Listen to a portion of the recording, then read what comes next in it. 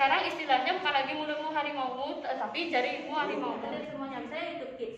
YouTube Kids itu konten-konten yang ada di YouTube Kids itu udah disortir untuk anak-anak. Cari bisa lewat YouTube kok, udah lengkap. Kalau mau nanya, sekarang banyak aplikasi-aplikasi belajar yang dimana disediakan ruang untuk bertanya.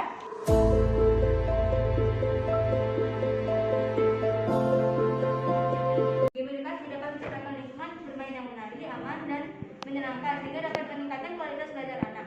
Game edukasi itu juga dapat meningkatkan logika dan pemahaman pemain tentang informasi yang diperolehnya saat menggunakan game tersebut. Selain itu ada cyberbullying. Menurut saya pembullying pada cyberbullying itu nggak separah yang ada di real life. Cyberbullying paling keras itu cuma komentar-komentar jahat ya. Kalau di real life itu misalnya ada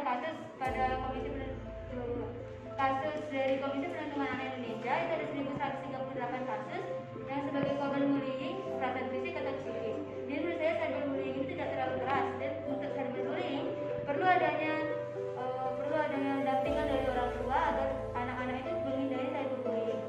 Dan juga ada anak-anak itu mudah mengikuti hal negatif atau mudah mengikuti hal negatif. Menurut saya untuk aplikasi-aplikasi untuk anak itu sudah disortir semuanya. Misalnya YouTube Kids. YouTube Kids itu konten-konten yang ada di YouTube Kids itu sudah disortir untuk anak-anak. Jadi semua video-video yang masuk di YouTube Kids itu nggak ada hal-hal yang berbau konten-konten negatif, konten-konten yang tidak layak untuk anak-anak. Jadi menurut saya hal negatif itu dapat dicegah dan nggak ada di semua aplikasi. Jadi kita bisa ngajarin gimana ngajarin ke anak gimana sih bentuk sebenarnya. Jadi kalau dari HP kita cuma bisa lihat gambarnya, tapi kalau bisa dikasih mainan musik, anak-anak itu dapat mengetahui teksturnya. Selain itu banyak juga buku yang memang dibuat untuk anak-anak yang berwarna banget, jadi anak-anak nggak bakal bosen buat baca, dan bukunya itu nggak kalah berwarna dengan HP. Nah, yang kedua itu masalah bullying secara langsung itu emang terlihat jauh lebih berdampak, tapi sesungguhnya cyberbullying juga nggak bisa disepelekan. Pasalnya bullying yang dilakukan seperti melalui foto, komentar, video dan lainnya, sebagiannya akan terekam jejak digital. Jejak digital juga sudah dihapus. Selain itu, bullying tidak dilakukan satu individu, tetapi kelompok masyarakat dunia. Bahkan orang yang tidak dikenal pun bisa ikut mengolok-olok karena postingan atau komentar yang menyebar dan dapat diakses oleh siapapun dalam kurun waktu tak tertentu. Tapi dalam penyelesaian masalah, tindak bullying secara langsung tergolong lebih mudah untuk dilaporkan karena kita mengetahui siapa pelakunya. Sedangkan cyberbullying untuk dilaporkan kepada pihak pemerintah sulit karena identitas mereka tidak diketahui. Bisa saja mereka menggunakan identitas lain atau akun palsu. Cyberbullying juga ini tidak dilakukan 1-5 orang. Cyberbullying tak mengenal waktu. Artinya tekanan tidak akan berhenti selama teknologi masih ada. Memang cyberbullying tidak menghasilkan lebam, mimisan, luka-luka dan sebagainya, tapi kena banget ke jiwanya. Korban merasa tidak berguna, depresi dan sebagainya. Cyberbullying juga membawa dampak fisik seperti sakit kepala. Jadi cyberbullying tidak hanya dilakukan oleh 1-5 orang, tetapi kelompok masyarakat besar yang kebanyakan bisa tidak diketahui identitasnya. Cyberbullying juga dilakukan tidak mengenal waktu karena mudah sekali menyebar. Sekarang istilahnya bukan lagi mulutmu harimaumu, tapi jarimu harimaumu. Nah, kemudian untuk pakai aplikasi Kids. Pakai aplikasi Kids mungkin jika dipikirkan merupakan sebuah solusi, namun tidak juga. Jika kita melihat secara langsung, tidak semua aplikasi Kids itu berguna sebagaimana mestinya. Banyak konten-konten di aplikasi Kids yang tidak tersaring dengan baik. Mungkin layak untuk anak-anak karena tidak ada kata kasar atau tidak ada pornografi, tetapi konten-konten tersebut tidak berfaedah dan tidak mendidik. Cuma teriak-teriak doang nggak jelas gitu. Selain itu, aplikasi Kids yang keamanannya lebih ketat saja, ada konten yang tidak berfaedah, apalagi kita kasih aplikasi biasa ke anaknya. Seperti yang kita tahu, aplikasi biasa ke anak, yang dimana keamanan aplikasi biasa itu masih kurang. Masih banyak konten tak senonoh berseliweran di aplikasi biasa. Mereka yang tidak tahu apa-apa bisa saja mengikuti apa yang dilihatnya.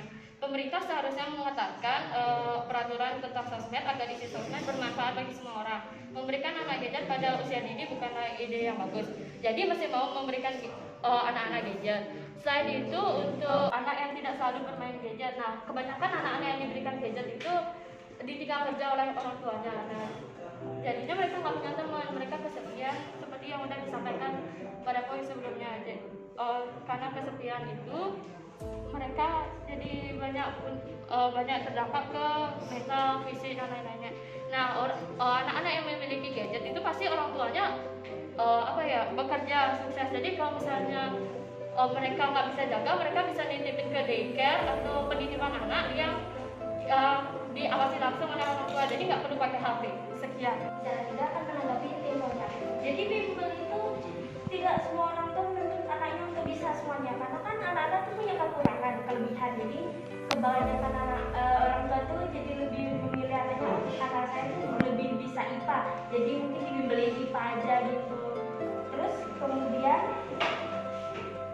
kalau soal PR itu kita bisa kerjakan di bimbel, atau kita bisa, kalau kita tidak bisa, minimal kita bisa mengerjakan PR yang diberi oleh guru atau lain-lain. Terus daripada kita belajar sendiri, itu kadang kalau di Google tuh kadang kita nggak ngerti ini tuh harusnya kemana sih, ini ke mana.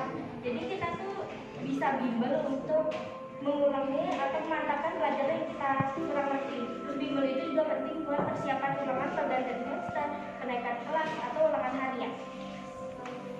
Tetapi anak butuh waktu untuk beristirahat, bermain dan bersosialisasi dalam sekitar. Dengan cara itu anak tidak akan merasa stres dengan tugas yang bertubi-tubi entah dari sekolah maupun dari tempat bimbel. Dan saya akan menentang pembicara 2 dan 3 yang mengatakan bisa menyelesaikan tugas-tugas sekolah ataupun PR. Zaman sekarang udah canggih kok, kita juga udah tradisi kita bisa nyari di internet seperti Google ataupun YouTube. Kita semua nyari jawaban lewat Google kan. Kalau butuh penjelasan dari pertanyaan yang dicari bisa lewat YouTube kok, udah lengkap. Kalau mau nanya, sekarang banyak aplikasi-aplikasi belajar yang dimana disediakan ruang untuk bertanya dan jawaban dari pertanyaan itu bisa langsung dijawab dengan video penjelasan. Seperti contohnya Ruang Guru, Learn, Kanda, dan lain-lain. Jadi kita tidak harus ke tempat bimbel lagi, orang semua udah ada di HP. Setelah itu saya akan menentang seluruh argumen dari pembicara 1. Yang pertama, mempermudah pelajaran dan menambah nilai positif. Emangnya di sekolah enggak? Kan di sekolah juga bisa mempermudah pelajaran kok. Kalau misal kalian lebih mudah menerima pelajaran karena bimbel sebagian besar guru yang muda-muda, jadi cara mengajarnya lebih update, kayaknya enggak juga.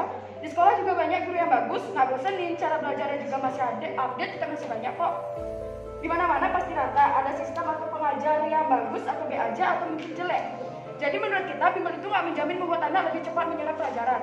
Yang kedua, tadi dikatakan untuk menambah frekuensi atau waktu belajar. Waktu belajar juga tidak menjamin prestasi kita meningkat.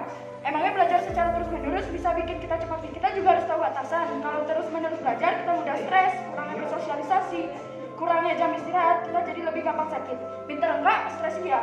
Kalau waktu belajar lama, pikirannya jenuh, otaknya capek, pasti nggak bakal masuk kan pelajarannya.